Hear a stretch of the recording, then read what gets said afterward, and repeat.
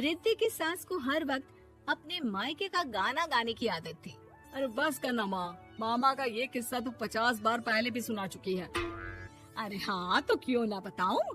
तेरे चाचा तो उस वक्त हाथ झाड़ कर खड़े हो गए थे।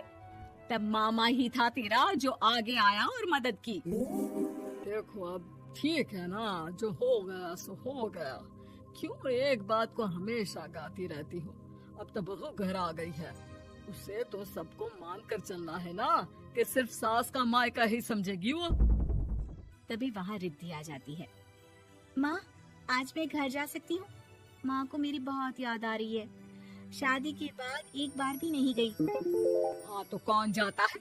अरे मेरी शादी के बाद जब मैं विदाई होकर आई, इतना बड़ा ससुराल मेरा, खाने वाले 10 लोग और बनाने वाली मैं सिर्फ एक। ऐसा लग रहा था जैसे सिर्फ खाना बनाने के लिए ही ब्याह किया है। वो तो मेरा भाई था, गांव से एक काम करने वाली चाची को भेज दिया जो मेरा हाथ पटाती थी, और उसको पैसा, खाना, कपड़ा, रहने के लिए कमरा, वो सब किसने दिया था? तुम्हारे भाई ने। ये मामला रोज का था। ससुर भी जब गुस्सा होते तो वो सारी बात कह देते जो उनके मन में इतने समय से चल रही थी।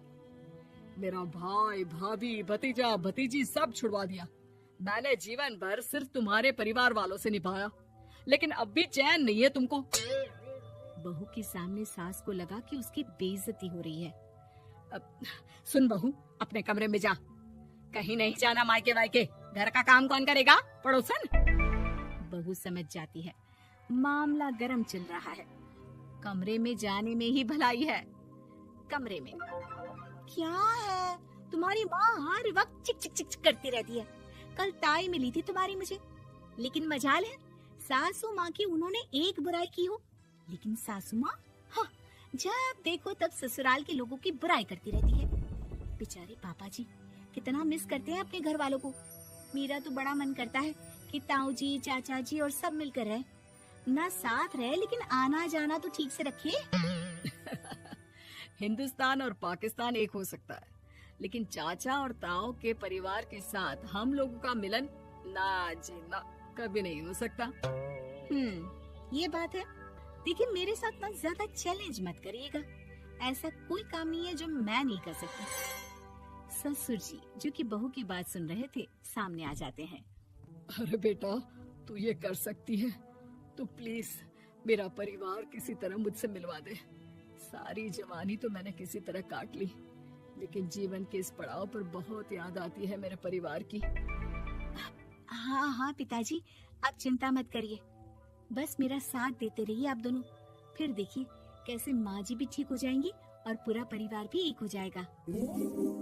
थोड़ी देर बाद बहू सामान लेकर घर से निकल रही होती है कि मना किया था ना तुझे मायके जाने के लिए, फिर क्यों जा रही है? बहू कुछ कहती इससे पहले ही बेटा बोलने लगता है।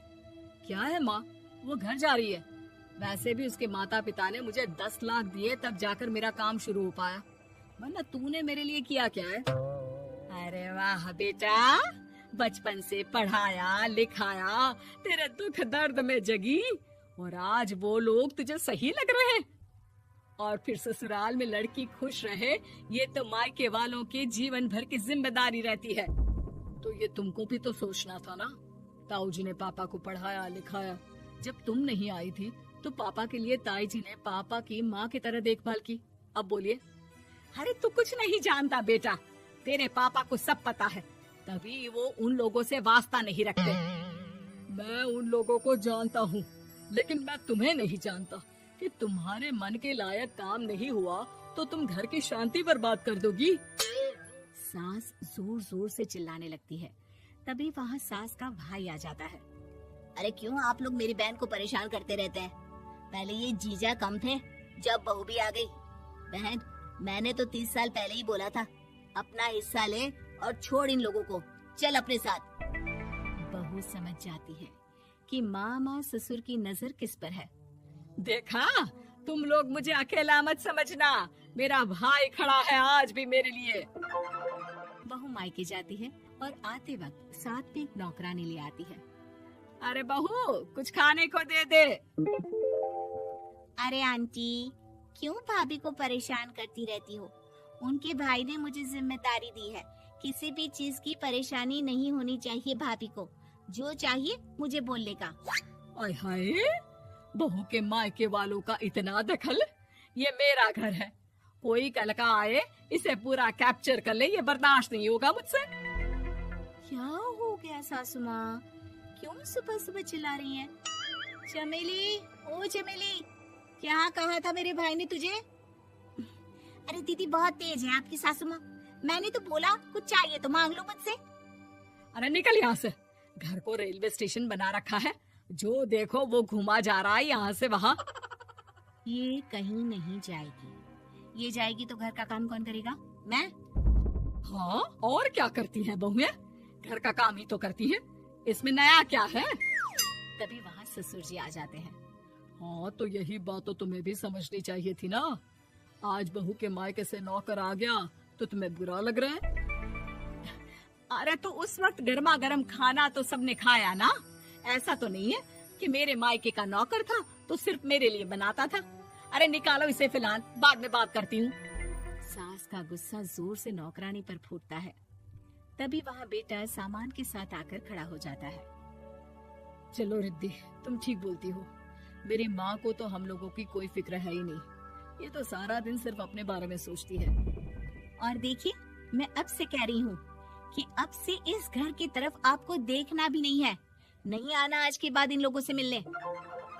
हाँ हाँ, बस कभी कभी दिन में 2 बार मिलने आ जाओ। नहीं, बिल्कुल नहीं। ससुर झूठा नाटक करते हुए। मेरी बीवी ने मुझे मेरे ही परिवार से दूर कर दिया, आज बहू मेरा इकलौता बेटा दूर कर रही है। हाय, कैसे जीऊंगा मैं?